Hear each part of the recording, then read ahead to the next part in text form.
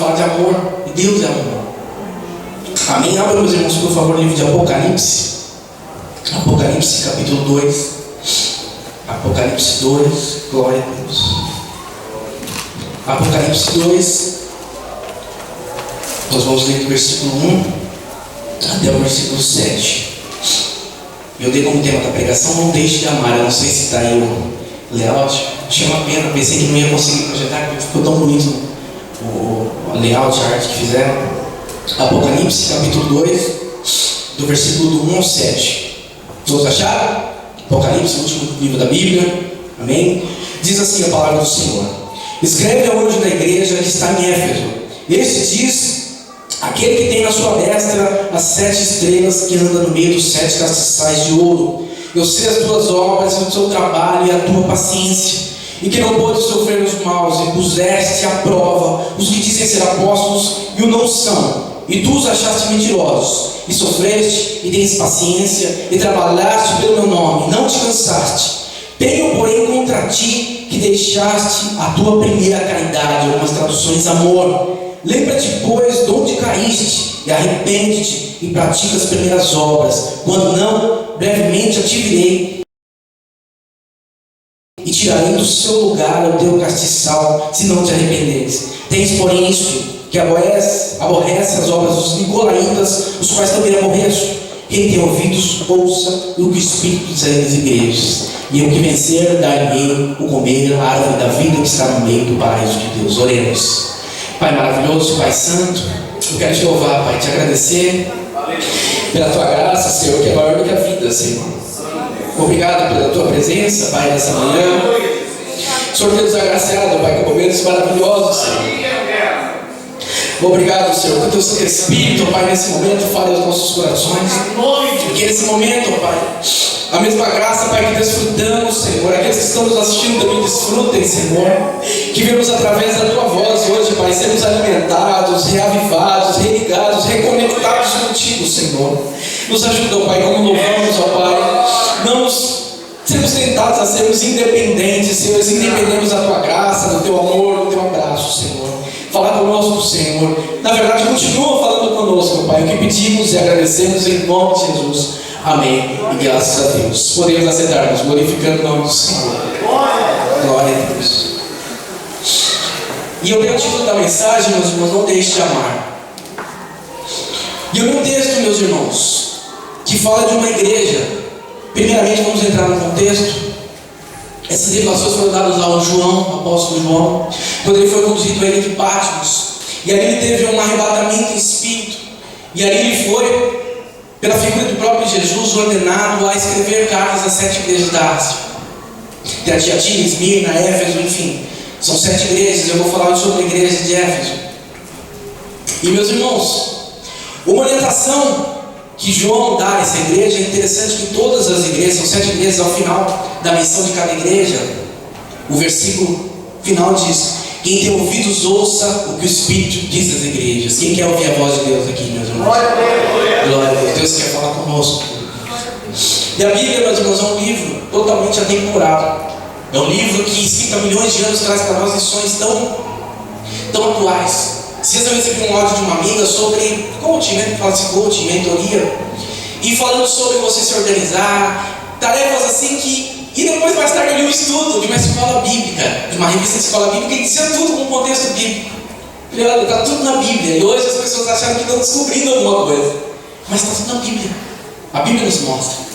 E aqui eu vejo uma mensagem escrita, meus irmãos, há milhares de anos, tão atual, tão presente na nossa vida. E aqui fala de uma igreja, meus irmãos, que eu classifico a nossa igreja. Uma igreja, meus irmãos, que Deus está dizendo: eu conheço as tuas obras, o teu trabalho e a tua paciência. Deus está dizendo: eu conheço que vocês trabalham, eu conheço que vocês são pacientes. Aqui diz que Ele sofreu pelos maus, põe à prova aqueles que são apóstolos e não são. A gente sabe discernir o que é verdade, o que é mentira. A gente sabe. Nós sabemos discernir aquilo que é de Deus, aquilo que não é de Deus. Então está falando conosco também, uma igreja que eu posso testificar, porque eu faço parte de uma igreja que busca a verdade. Erramos, sim, mas na tentativa de buscar aquilo que é certo, daquilo que é verdade. E segue falando: sofreste, tem paciência, trabalhaste pelo meu nome, não cansaste. É uma igreja que trabalha. É uma igreja que eu vejo os irmãos correndo atrás, os irmãos se dedicando, ensaiando o ministério de louvor. Mas você não está aqui completo, mas às vezes o conselho está orando, estão orando saindo até 2, 3 horas da manhã, tem se dedicado. Nós vemos a dedicação de cada um. Porém, vem, meus irmãos, um alerta que Deus está falando, está voltando para vocês o primeiro amor. Lembra do primeiro amor.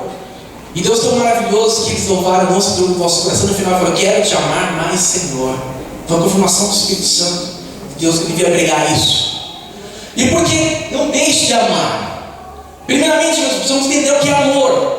Não vou falar: nossa, eu já ouvi muitas vezes, mas como eu falei, Deus está me conduzindo a usar alicerces. Não se pode começar a edificar algo. Quem aqui é pedreiro, quem trabalha em obras, não se pode começar a edificar algo se não for pelos alicerces, pelo começo, pela fundação. Então nós devemos aprender novamente o básico. Amor, meus irmãos, nós conhecemos tipos de amor ensinados pelos pais, pela sociedade, pela nossa cultura. E nós temos 4 definições básicas do amor. O amor eros, que vem de erotismo, quem nunca foi falar filme erótico, tem a ver com eros, de sensual. É algo referente ao homem e à mulher. Homem e mulher, diga-se de passagem, homem e mulher. Homem e mulher desejam o sexo oposto. Então esse é o amor eros, é o amor da atração. Aquele quando, vamos ver, aquele namorado mais fresquinho é o Red, né? Quando vê a namorada, assim o coração bate mais forte, parece que saiu do chão, aquelas coisas de pessoa apaixonada. Mas enfim, é o amor sensual. E tem o amor histórico, o amor de família. É o amor que nós cultivamos com os familiares, aqueles que são de sangue do nosso convívio. É um amor de fraternidade. E também o amor filéu, o amor de amizade. Aquele amor daquela pessoa que você escolhe para ser amigo. Tem pessoas que são mais chegadas que irmãos de sangue. São pessoas que às vezes de fora são mais cúmplices seus do que pessoas da sua família. Esse é o amor de amizade. E a Bíblia nos apresenta o amor ágape, que é o amor completo. É um amor completo. É um amor que nós não temos em nós mesmos. Porque esse amor parece fácil, você fala: eu sei amar. Mas olha a classificação que Deus dá para esse amor. Quão sério é esse amor? 1 Coríntios 13, do 4 ao 8. Quem puder, acompanha comigo, irmãos. O amor é sofredor, é benigno. O amor não é invejoso. O amor não trata com leviandade. Não se ensoberbece. Não se porta com indecência. Não busca os seus interesses. Não se irrita. Não suspeita mal. Não folga com a injustiça, mas folga com a verdade. Tudo sofre, tudo crê, tudo espera, tudo suporta. O amor nunca falha. Até aí, meus irmãos. Esse é o amor que Deus deseja. Isso é amor para Deus. Não é amor que eu e você desenvolvemos, muitas vezes interesseiros. O que explica um divórcio, uma separação? Muitas vezes o amor acabou. Mas como acabou o amor? A Bíblia diz que ele tudo espera, tudo suporta. Será que era o amor ágape? Pessoas que fizeram juras de amor, votaram diante de Deus e de pessoas, e de repente falaram: acabou o amor. Acabou, como às vezes acaba o dinheiro que tem na sua carteira. Mas isso pode acontecer na nossa vida. Pode acontecer. Porque esse amor, meus irmãos, ele deve ser nutrido. O amor é como uma planta. Ele deve ser nutrido, alimentado, regado, observado todos os dias. E primeiramente o amor que eu quero falar é o nosso amor em relação a Deus. Porque, meus irmãos, como foi dito aqui, uma igreja que trabalhava, uma igreja que sofria, sabia discernir o que é certo e o que é errado, mas uma igreja que não estava desfrutando do amor de Deus. Pense se você tem desfrutado do amor de Deus. Se você tem saído aqui do culto realmente tocado por Deus, impactado por Deus, emocionado, quebrantado por Deus. Porque às vezes você pode estar oferecendo sua vida para Deus, mas não está desfrutando da presença de Deus. Nada do louvor você não está conseguindo se entregar. Nada da palavra você não está conseguindo prestar atenção. Você não está conseguindo focar. Você está às vezes saindo do culto, assim, meus irmãos, do mesmo jeito que entrou. Por que, meus irmãos? Você está deixando de amar a Deus. Você está deixando de amar a Deus. Por que, meus irmãos? Eu sou veemente em falar isso. Porque quem ama quer desfrutar da presença da pessoa amada. Eu sou líder de jovens, pastor é pastor. Eu não, o pastor pode me falar: deixa eu um namorado e falar: olha, você precisa passar mais tempo com a sua namorada. Eu acho que você está muito negligente no seu namoro. Eu não me lembro de uma situação dessa. Geralmente é o contrário. Olha, o amor de você está complicado, separa um pouquinho aí, está complicado. Porém, quando se trata de casal, às vezes acontece isso. Chegar em você dedica um pouco mais, esteja um pouco mais presente. Porque, meus irmãos, o amor é um exercício. O amor é um exercício, é uma atitude. Porque senão ele se esfria. Você vai estar do lado da pessoa, mas não desfruta da presença da pessoa. Mas você está na casa de Deus e não desfruta da presença de Deus. Ouve-se falar de Deus, abre-se a palavra de Deus, toca-se louvores de Deus, mas você não sente a presença de Deus. Importante isso, às vezes você tem um conhecimento. Hoje nós vivemos a dispensação do conhecimento. Hoje, meus irmãos, você abre a internet, o próprio Silas me indagou durante a semana: irmão, qual é o próximo tópico da escola bíblica? Passei para ele, já puxou 2 estudos da internet, estudos completos. Então nós temos hoje a capacidade de discernir as coisas. Temos estudos elaborados antigamente, a lei era ainda no templo, pelo escriba, pelo fariseu, e a tradução oral. Tem que imaginar, meus irmãos, já contaram uma notícia, e ao final do dia, depois que passou por 15 pessoas, como chegou a notícia no 15º? Como chegou totalmente distorcida? Hoje não, nós temos o privilégio de ter ali a palavra nas nossas mãos. Então nós somos um povo que sabe discernir, que sabe, meus irmãos, olha, isso aqui é de Deus, aquilo não é de Deus. Mas aqui, meus irmãos, está dizendo algo muito sério. Não basta repudiar aquilo que é errado, tem que se amar o que é certo. Às vezes você é juiz, olha, aquela congregação, aquela denominação é errada, é isso, é aquilo, mas se você, o que a sua congregação determina, você tem cumprido? Ali está errado, mas o daqui está certo, por que você não pratica o que está certo aqui? Por quê? Saber discernir o que é errado, meus irmãos, já ouviu aquele ditado? Achar erro é muito fácil. Achar erro é fácil, é a coisa mais simples. O ser humano tem talento em achar erro, principalmente dos outros. É muito fácil. Por isso que a Bíblia fala: examine-se, pois, o homem a si mesmo. Mas o homem tem a tendência natural de examinar o terceiro. Mas nós temos esse poder de discernimento em relação àquilo que é errado, mas não amamos o que é certo. Amar a presença de Deus, amar o momento de oração, amar o momento de comunhão com Deus. E, meus irmãos, eu separei alguns sentimentos que entram no nosso coração e que, de certa forma, nos encaminham a deixar esse amor. E um deles, meus irmãos, ele nasceu, abra em Isaías capítulo 14, através de Lúcifer, conhecido hoje como Satanás, o nosso adversário, o diabo, o dragão, a serpente, mas enfim, ele já está derrotado em nome de Jesus. Isaías 14, Isaías 14, 12. Todos acharam? Eu não achei ainda. Eu não coloquei aqui no expulso. Isaías 14. Nós vamos ler do 12 até o 14. Como caíste do céu, ó estrela da manhã, filha da alva, como foste lançado por terra, tu que debilitavas as nações, e tu dizias no teu coração: eu subirei ao céu, acima das estrelas de Deus, exultarei no meu trono, e no monte da congregação me assentarei, da banda dos lados do norte, subirei acima das mais altas nuvens, e serei semelhante ao Altíssimo. Dura essa palavra, meus irmãos. A soberba nasceu no coração de Lúcifer. E a soberba é o sentimento, meus irmãos, mais fácil de entrar no seu coração e você não perceber. Muito fácil você ser um soberbo com roupagem de humilde. Conheço pessoas assim. A pessoa fala assim: coitadinho, é um coitadinho, mas a pessoa no fundo é uma pessoa soberba. E ela não percebe. E às vezes eu me pego também nessa soberba. Vou dar um exemplo simples de soberba, meus irmãos. Quando você deixa de orar.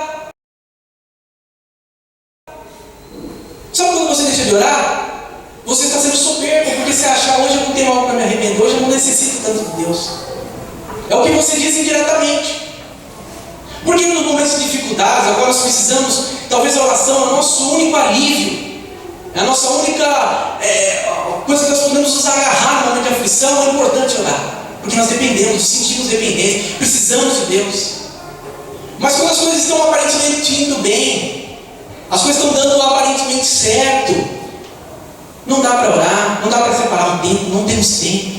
Não tem tempo para vir na oração da igreja, não tem tempo de ler um capítulo. E aí nos tornamos soberbos, porque achamos, como louvamos aqui, somos independentes.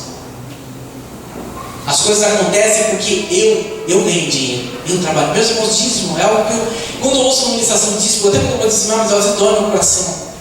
Eu falo assim, é algo que não precisava ser ministrado. Não precisava. Se houvesse um amor, não precisava ser ministrado.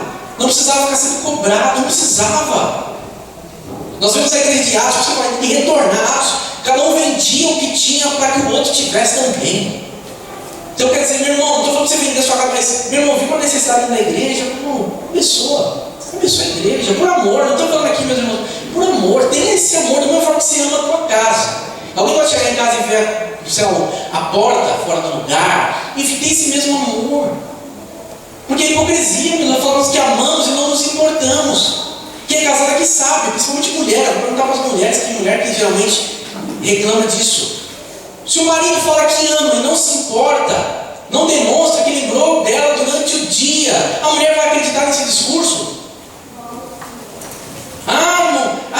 Eu te amo, te amo. Aí a mulher vai sair do carro do lado dele que passa os carros da rua, nem abre a porta para a mulher. Se atropelar, atropelou. Não se importa, não demonstra nenhum cuidado, nenhum carinho em relação à mulher. E homem às vezes é brucutu, né? O homem às vezes tem aquele pensamento assim.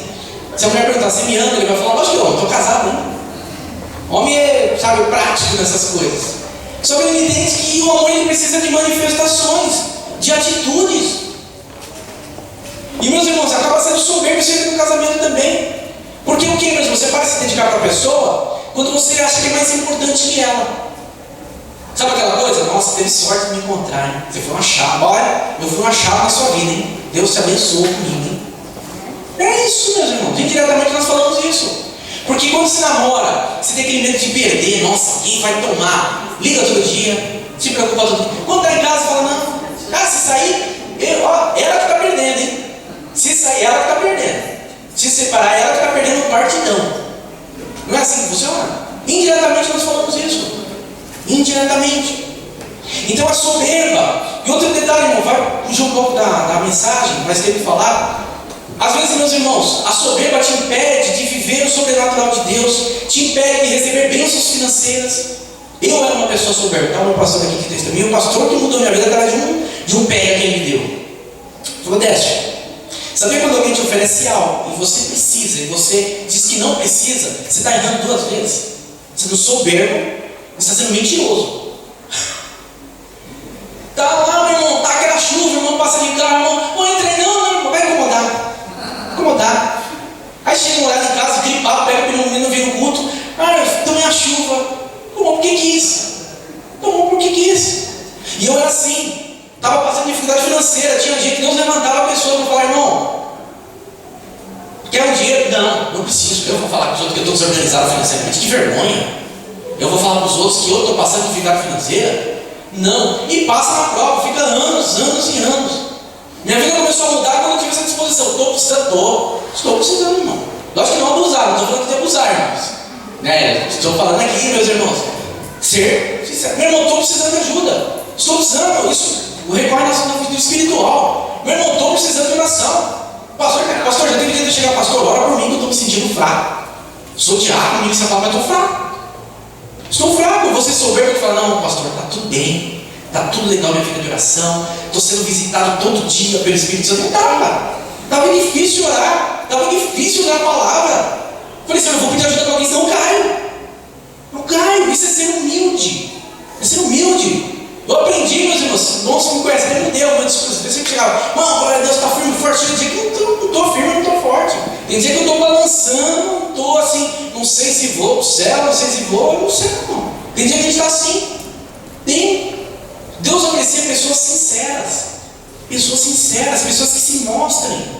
E a soberba muitas vezes nos impede de termos essa soberba velada no nosso coração. E também soberba em relação às pessoas. Nós começamos a classificar as pessoas. Eu venho mais na igreja, eu sou mais espiritual, estou mais presente nos cultos. Aí o irmão falta, a primeira coisa que eu falo, olha, onde já tem no culto?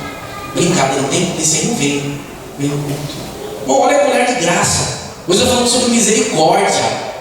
Misericórdia, que significa miséria em coração. Você tem um coração miserável a ponto de falar, olha, eu não sou nada, ele é tudo. É ver o outro como superior, o que o apóstolo Paulo falava. Veja o outro como superior a você.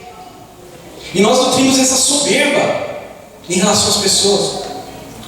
Peço que os irmãos abram também Tiago, capítulo 4, versículo 6. Tiago 4, versículo 6. Muito sério que eu estou falando, uma soberba é algo que entra no nosso coração sorrateiramente. Tiago 4, 6. Diz assim, ó, antes ele dá maior graça, portanto diz, Deus resiste aos soberbos, mas dá graça aos humildes. Glória a Deus. Deus está falando aqui que Ele resiste ao soberbo. Sabe aquela coisa que não dá certo na tua vida? Resiste. Sabe o que é contender com Deus? Meu irmão. Deus resiste você se você é soberbo.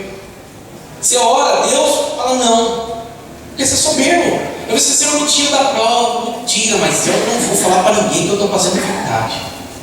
Não vou. Meu casamento eu não vou falar para ninguém que eu estou quebrando o pau com a minha esposa. Não. O pastor vai te falar, não vou divorciar, mas não falo, pastor. O pastor não pode saber. O homem que eu sou dentro de casa, o pastor não pode saber a mulher que eu sou dentro de casa. E naufraga teu casamento, naufraga tua família por falta de humildade sua, por causa de soberba sua. Deus levanta, meus irmãos, homens, líderes, para falar conosco, para nos abençoar. A igreja é para isso.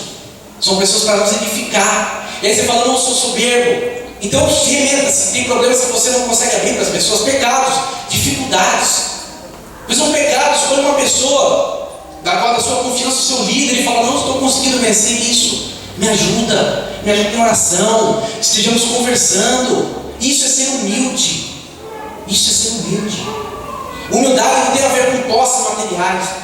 Eu tenho pouco dinheiro, eu sou humilde. Não, tem pessoas que não têm dinheiro nenhum, extremamente soberba. Em contrapartida, pessoas com muitas posses também, humildade em pessoa.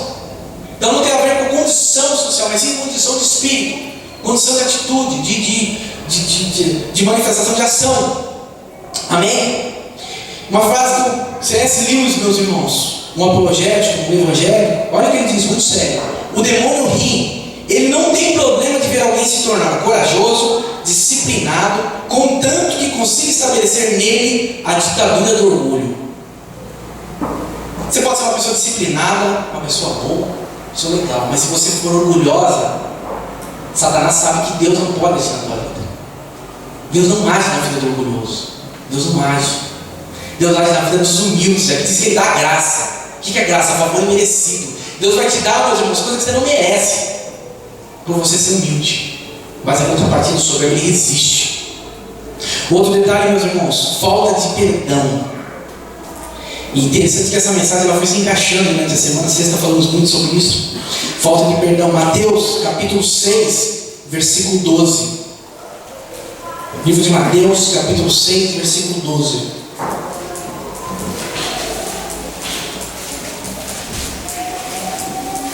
Quem está entendendo, dá uma glória a Deus, irmãos. Sei que a palavra não é um receba, mas receba sim, irmão. Receba a presença de Deus. Se você for humilde, um coração perdoador, você vai receber muito mais do que você espera, que é a presença de Deus. Mateus capítulo 6, versículo 12. E perdoa-nos as nossas dívidas, assim como nós perdoamos aos nossos devedores. Sério esse assunto. Esse assunto veio desde sexta-feira, na ministração na quinta-feira do culto no lar, depois na sexta, sentamos aqui e falamos um pouco. Falta de perdão, meus irmãos. Muito sério isso. Porque o amor, meus irmãos, ele anda ligado ao perdão. Um coração que não está disposto a perdoar é um coração que não desfruta do amor de Deus. A oração modelo, nós vemos aqui a oração modelo, faz parte do Pai Nosso. Esse versículo que nós falamos, olha que sério. Perdoa as nossas dívidas assim como nós perdoamos os nossos devedores. Então, quer dizer, se você não perdoa, você não é perdoado por Deus. Aí significa que você está em pecado. Aí o que diz a Bíblia? Isaías 59:2. As vossas iniquidades fazem separação entre vós e o vosso Deus, e os vossos pecados encobrem o seu rosto de vós, para que não vos ouça. Que está dizendo que Deus não te ouve se você não perdoar. A Bíblia não fala que o casal estiver brigado, se orar, Deus não ouve a oração. Brigou com a esposa, irmão? Homem, se vira, compra bombom, flores, Procura na internet um poema, não sei, se vira nos 30, não sei o que a sua esposa gosta. Reconcilie, irmão. Senão você vai orar até as 3 da manhã, meu irmão, e vai orar para você mesmo. Mulher, mesma coisa, sabe a comida que o marido gosta, sabe o jogo, deixa ele em paz lá no momento dele. Se reconcilie, meu irmão, porque é muito sério. O perdão, meus irmãos, tem um poder curador. O perdão libera a graça de Deus. Meus irmãos, olha tão sério. Se você não perdoa, Deus não te perdoa. E aqui é que aquela pessoa que não precisa de perdão, tem gente que não precisa de perdão. Tem alguém que fala, hoje eu estou legal com Deus, se Jesus vier aí, eu vou e estou tranquilo, posso sentar do lado dele. Tem alguém aqui? Eu creio que não. Então todos necessitamos de perdão. Todos. E o perdão, meus irmãos, começamos a falar isso na sexta, irmãos, depois a gente fala porque é um assunto que a gente tem que escolher com mais tempo. Perdão, a gente tem que entender primeiro o que é perdão. Perdão, nome, perdão, perda grande. Perdão. Você está perdendo algo grande, uma dívida legítima. Eu sempre uso esse exemplo. Se alguém pisar no meu pé, seria legítimo eu pisar no pé dela. Seria legítimo. Mas por que eu não faço? Por quê? Porque eu sou perdoado de dívidas maiores todos os dias.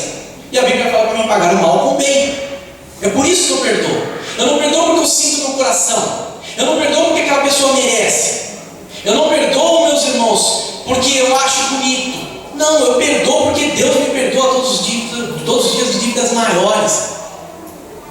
É por isso que eu perdoo. Glória a Deus. E nós vemos o perdão, ele traz amargura, ele traz rancor, e o coração amargurado não desfruta da presença de Deus. Aleluia. Não tem como o coração amargurado.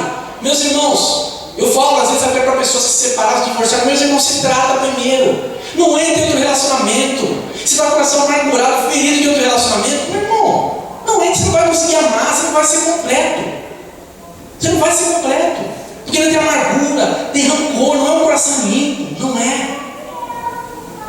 Então existe um perdão, é necessário. Eu sempre falo a questão de relacionamento que fica mais claro para os irmãos. Como um relacionamento acaba? É pela falta de perdão. É falta de perdão. Porque, meus irmãos, toda discussão, às vezes o marido deixa uma toalha em cima da cama. A esposa fala, você não desarrumado. Aí daqui a pouco fala da coisa que não arrumou no quintal. E daqui a pouco, enfim, aquele dia você não comprou nada para mim. E vem a mente toda em qualquer tipo de situação. Você começou a ficar na toalha. Aí daqui a pouco você fala, você não cuidou do cachorro, sei lá, em dezembro de 2012. Aí o marido fala, meu Deus, como é que a mulher vai lembrar disso? Mas por quê? Porque não houve o perdão.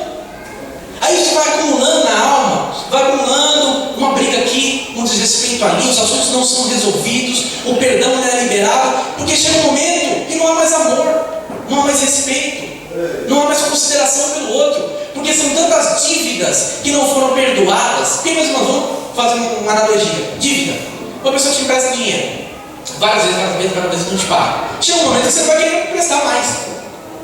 É a mesma coisa em relação ao casal. Você vai lá e não perdoa essa coisa. E vai acumulando, chega uma hora que você fala, não tenho mais relação com essa pessoa. O perdão é assim. O perdão é assim. Você está liberando algo legítimo. É como você pegar uma cédula, um compromisso que tem com a pessoa e rasgar. Olha, você não me deve mais nada. E um perdão genuíno. Perdão genuíno. Você colocar diante de Deus e falar, Senhor, eu libero essa pessoa da dívida. Eu libero. Casal, eu sei que é difícil, porque é muito complicado. A última pessoa que você vê é a primeira que você vê no outro dia, né? Então é complicadíssimo. O convívio ele traz muito atrito, né? Quanto mais próximo, mais atrito gera. É difícil, é. Mas a palavra de Deus diz que o perdão de Deus, o Salmo fala, meus irmãos, contigo está o perdão para que seja temido. O perdão está em Deus. Está com dificuldade de perdoar? Peça a Deus, Deus me mostra quanto o Senhor me perdoa. Faça oração, faça, Deus já me mostrou. Faça, está com dificuldade de perdoar alguém? Fala, Senhor, me mostra que o Senhor me perdoa. Faça oração, eu desafio os irmãos a fazer isso. Tem alguém que você não está conseguindo perdoar, que você, quando você vê, você sente uma sensação ruim? Peça para Deus, Deus, me mostre o quanto o Senhor me perdoa. Você vai ver quanto Deus vai mostrar, o quanto Ele te perdoa, o quanto você é falho, o quanto você carece da graça, da misericórdia dEle. O perdão, meus irmãos, é aquilo que atrai a presença de Deus. E olha como sério que é, 2 Coríntios Paulo, ele fala por que ele perdoava.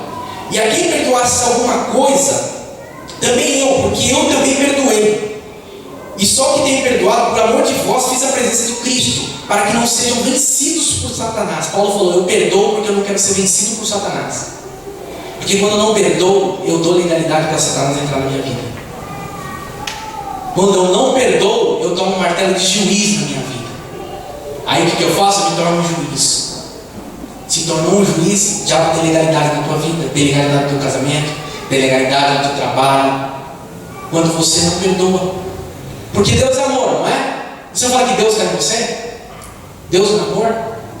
E quando eu falo, meus irmãos, em relação a perdão, em relação a tudo, nós temos uma tendência natural de, meus irmãos, olha, aquilo me feriu, eu não vou mais. Eu sou uma pessoa que uma vez pediram para mim falar sobre defeitos. Eu falei, sabe qual é o meu maior defeito que eu considerava? Era desistir das pessoas. Eu era uma pessoa que eu me entregava muito, insistia muito, até em situações que não dava para insistir mais. Mas chegava um ponto que eu falava, chega, e chegou. Chegou mesmo, chegou e não queria mais nada. Me esforçava até o máximo que dava, mas depois cessou. Só que eu aprendi hoje que Deus é um Deus de oportunidade. É um Deus que às vezes Deus me fala, não, tenta mais um pouco, fala mais um pouco, conversa um pouco mais, aconselha um pouco mais. Porque eu sou assim com Deus. Deus quantas vezes me fala, desce, não faça isso, eu estou lá fazendo. Desce, não fala isso, quantas vezes eu estou falando. Desce, não pratique isso, eu vou lá e pratico isso. Quantas vezes isso? E nós deixamos de desfrutar essa visitação de Deus, essa presença de Deus em nossas vidas, porque temos um coração carregado. Já ouviram falar aquela expressão, estou cheio de fulano? Estou cheio dela. Realmente está cheio dela. O pessoal pensa nela, o seu coração está focado nela. A pessoa que não perdoa, ela vive em cima daquela situação, ela só fala daquilo. A vida dela se resume àquilo, aquele evento, toda e qualquer situação ela roda e cai naquele assunto, porque a pessoa não perdoou, e aquilo está tomando posse da vida dela. Aquela situação é o centro da vida dela, e a pessoa não se liberta. Deus está querendo abençoar, Deus está querendo visitar aquela pessoa, e a pessoa está naquele assunto, naquela situação, e não passou, não vira a página. O perdão, meus irmãos, é uma chance de recomeço. É você chegar para a pessoa ou para aquela situação e falar, olha, morreu isso aqui, morreu, daqui eu não lembro mais, acabou. Peça para Deus, seja sincero, fala, Deus, eu não tenho facilidade para perdoar. Eu creio que ninguém tem facilidade, né? Eu acho que se alguém acha que tem facilidade, eu peço que os irmãos ouçam uma ministração, depois eu passo para vocês. Só vou contar um caso. Você acha que é fácil perdoar? Mas depende da situação. Vou contar um caso que aconteceu, acho que foi no Rio de Janeiro, de um assalto que teve. Estava um casal e o filhinho do banco de trás. E ali o carro saiu, os ladrões saíram, e nisso a mãe tentou tirar o menino do segurança. O segurança estava preso ao menino. E aí, enfim, nisso os ladrões saíram do carro, a criança ficou enroscada no cinto de segurança e foi arrastada a cerca de 7 ou 8 metros. E nisso tinha um motoqueiro que viu isso lá e pensou que os pais, não era assalto, que os pais não tinham visto a situação. Enfim, o motoqueiro falou que viu um momento que a cabeça da criança bateu no guarda-reio e saiu lá sem ser fábrica da criança. Resumindo, quando chegou no destino, enfim, ao momento quando pegaram os ladrões, a criança já não tinha boa parte do corpo, braço, inclusive cabeça, já não tinha mais da criança. Aí eu falo para vocês, é fácil perdoar? Os pais, foi fácil para os pais perdoarem? É fácil. O ser humano consegue perdoar isso? Um pai, uma mãe consegue perdoar, humanamente falando, alguém que fez isso com seu filho, com a sua filha? Mas seu perdão é uma escolha, meus irmãos. Você escolhe. Eu escolho liberar essa pessoa da minha vida. Eu escolho liberar esse sentimento da minha vida. Eu escolho desfrutar da presença de Deus. Você guardar ódio, rancor de uma pessoa é como você tomar veneno e esperar que a pessoa morra. Porque é um sentimento que você nutre e a pessoa nem sabe desse sentimento que você tem. Às vezes você está chateado com alguém e essa pessoa nem sabe. A pessoa está alegre, contente, e você, coração ali, triste, amargurado, e a pessoa está vivendo a vida dela. E você está ali preso, amarrado, ancorado, a vida presa. E a pessoa vivendo a vida dela. E você ali com a dívida. Você, meus irmãos, libere perdão. Libere perdão. Algumas pessoas, às vezes, dentro da igreja, precisam ser curadas, saradas. Meus irmãos, se proponham a uma coisa na sua caminhada cristã. Se curem. Meus irmãos, eu confesso que o meu maior desejo, quando eu aceitei Jesus, não foi céu, não foi, irmãos. foi: Senhor, me salva de mim mesmo. Eu queria mudar o meu caráter. E continuo fazendo isso até hoje. Leio livros a respeito, indico para pessoas. Eu amo quando eu tenho uma reação diferente da que eu teria anos atrás. Para mim é um testemunho. Eu amo isso. Se propõe primeiramente em ser curado por Deus, ser tratado por Deus, antes de oferecer algo para Deus. Porque Deus está falando aqui de uma igreja que, meus irmãos, era uma igreja que tinha um amor, buscava, sabia discernir. Enfim, o religioso nota 10. Religioso nota 10. Provavelmente quem era um pregador, sabia discernir línguas, sabia. Mas faltava o que? O amor. O amor do Evangelho. E um cristão sem amor, meus irmãos, é religioso. É religioso. Nós falamos hoje sobre compaixão, sobre misericórdia. Meus irmãos, está faltando uma igreja que ame, uma igreja que sinta, não uma igreja que conquiste. Eu acho que é complicado quando você fala: eu ganhei o irmão para Cristo. Ganhou, irmão. Parece que você, disputa, você ganhou o irmão para Cristo. Não, você acolheu, você abraçou. Eu acho que é bonito esse tempo. Você fala: ganhou, parece que é uma disputa, você quer vencer. Vamos ver quem arrebata mais ovelhas aí. Uma disputa, esse joguinho, né? Qual a igreja que tem mais, né? Não, irmãos. Glória a Deus. Eu falo no meu evangelismo, devia unir todas as igrejas aqui. Vai em qual culto? Não, vai no culto que for. Se der a presença de Deus, pode ser em qualquer igreja, não precisa ser na minha, não. Que essa pessoa esteja salva. Isso é amor. Isso é amor. É amar a pessoa, ver a necessidade da pessoa. Mas como nós vamos ver a necessidade das pessoas se estamos desligados de Deus? Queremos um coração que não está perdoando, um coração que está repleto de soberba. Estamos sendo às vezes religiosos, porque todo mundo gosta de citar fariseu, né? Fariseu, e fariseu no sentido da palavra, nós levamos sempre para o lado negativo de fariseu. Mas fariseu era um homem estudioso da palavra. Homens conheciam a Torá, conheciam também o Talmud, conheciam, enfim, todos os manuscritos, eles conheciam. Mas porém faltava para eles o que? O amor. O amor. Conheciam a palavra, seguiam, vamos dizer assim, exteriormente o Evangelho, mas faltava o amor. Faltava o amor em relação a Deus, em relação à obra, às pessoas. Se remetam, meus irmãos, à sua conversão. Dia de Santa Ceia é para isso. Dia de Santa Ceia é para isso. Eu sempre olho, o pastor falou um pouco sobre isso, sobre a questão do momento da conversão daquela moça. Eu desafiei Deus no momento da minha conversão. Eu orei, estava passando uma dificuldade terrível no relacionamento. Eu falei: Senhor. E eu era uma pessoa, meus irmãos, que para orar, pense num camarada difícil de orar. E quando eu era realmente, vou orar isso aí para Deus. Deus está preocupado com outras coisas. Eu era assim. E aí eu orei e falei: Deus, se o Senhor existe, eu estou orando, não estou orando por bem, por casamento, eu estou orando pela minha família. Se o Senhor é Deus, fala comigo. Falei bem assim: se o Senhor é Deus, fala comigo. E Deus falou comigo. Deus falou. Deus falou comigo e mostrou o quanto Ele me ama, o quanto Ele se importa comigo. E para você, meus irmãos, amar, você precisa se sentir amado. Se sentir amado, você só dá o que você tem. Só dá o que você... Às vezes você não está conseguindo amar porque você não se sente amado por Deus.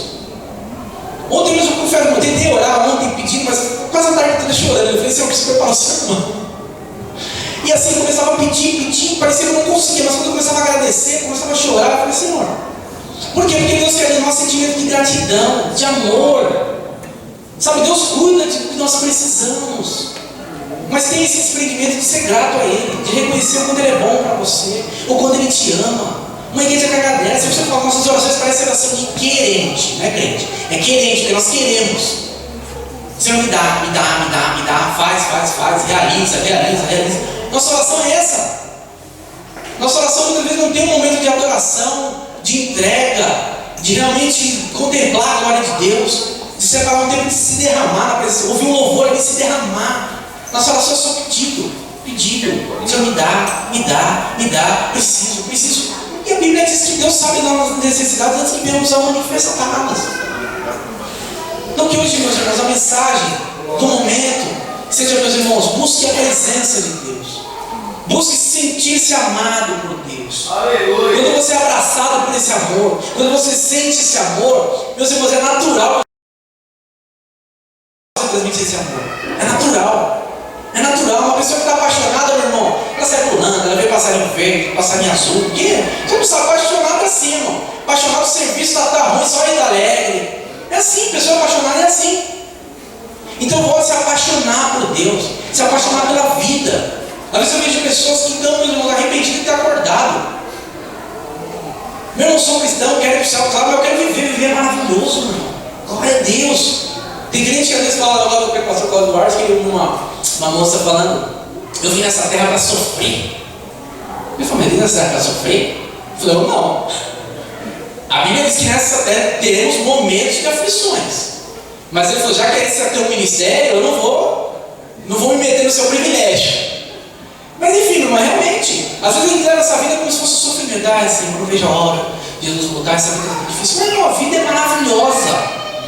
Às vezes você está desfrutando da graça de Deus. E às vezes Deus, por não ter essa graça, não consegue ver o que dá de bom do seu lado.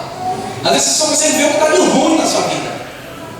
Às vezes você está num momento, meu irmão, que você não consegue chegar lá nem de bom. E uma vez no trabalho eu fui surpreendido por uma moça que foi uma lição maior para mim. E eu estava falando, estava reclamando, não lembro se foi em relação ao meu filho, foi uma situação que eu estava passando. E aí ela falou, nossa, tem um monte de roupa para passar. Aí ela desvirtuou o assunto, tem um monte de roupa para passar. Mas eu glorifico a Deus porque eu tenho uma família grande. Ai meu Deus. Às vezes reclamamos que ganhamos pouco, mas temos um emprego. Reclamamos que o filho está dando trabalho, mas nós temos um filho. Tem mulheres que passam anos orando por um filho. Por quê? Porque você não está se sentindo amado. Você não está conseguindo enxergar o amor de Deus. Se você não está conseguindo ver o que Deus faz na tua vida, peça aí, Deus me mostre o quanto o Senhor me ama. Me mostre. Porque Deus ama cada um de nós, tem consigo de nós. Às vezes você está focado só na situação da sua vida. Não está dando certo nessa área. E, ai Senhor, eu não quero mais viver. Mas você não está vendo o que está acontecendo ao seu redor. Sua vida familiar, espiritual, ministerial, financeira. Deus está trabalhando em outras áreas. Mas você está rodando naquela área porque não está acontecendo. E aí você vem no culto, o culto foi frio, o culto foi morno. Não é, irmão, você está pensando na conta que está em casa, irmão. É isso. Você está pensando, vai ter ônibus amanhã, é dia de greve. Às vezes você está na casa do Senhor e não está desfrutando da presença dEle. Amém? Eu vou pedir novamente que o Ministério do Louvor, você está tempo, pastor? Tem tempo ainda? Ministério do Louvor, mais um. E a gente vai orar novamente. Amém? Glória, só coloque em pé, irmãos, dando glória a Deus. Glória a Deus. E eu queria trazer uma mensagem mais de amor.